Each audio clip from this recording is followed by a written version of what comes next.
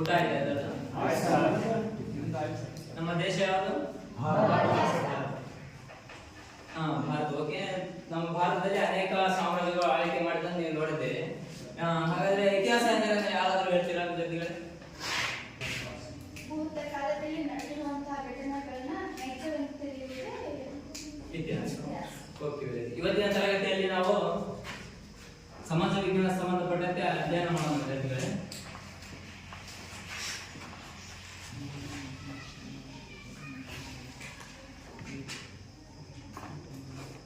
ಹಾಗೆ ಇತಿಹಾಸದ ಪಿತಾಮಹ ಯಾರು ತಿಳಿಸ್ತೀರಾ? ಯಾರಾದ್ರೂ ತಿಳಿಸಿ.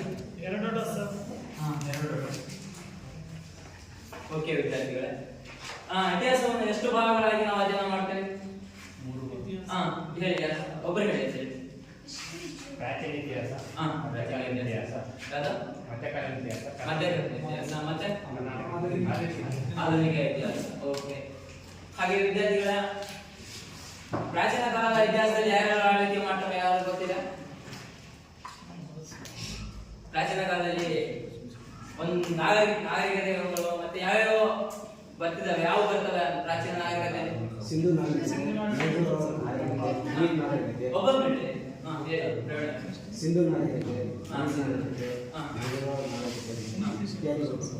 ಓಕೆ, ಮತ್ತೆ ಮತ್ತೆ ಸಾಮ್ರಾಜ್ಯಗಳು ಬರಲ್ಲ? ಯಾವುದು?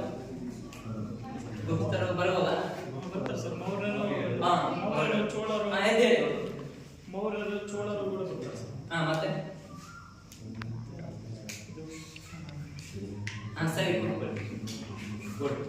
ನಂತರ ಪ್ರಾಚೀನ ಇತಿಹಾಸದ ಆದ್ಮೇಲೆ ಮತ್ತೆ ಯಾವ್ದು ಬರುತ್ತೆ?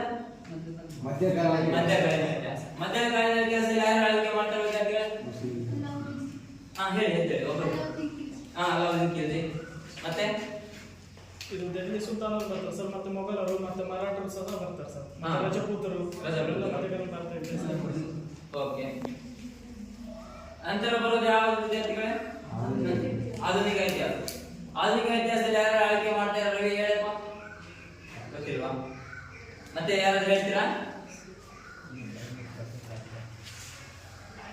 ನಮ್ಮ ದೇಶಕ್ಕೆ ಬೇರೆ ವಿದೇಶಿಗಳು ಬರ್ತಾರೆ ಗೊತ್ತಾ? ಹೌದಾ?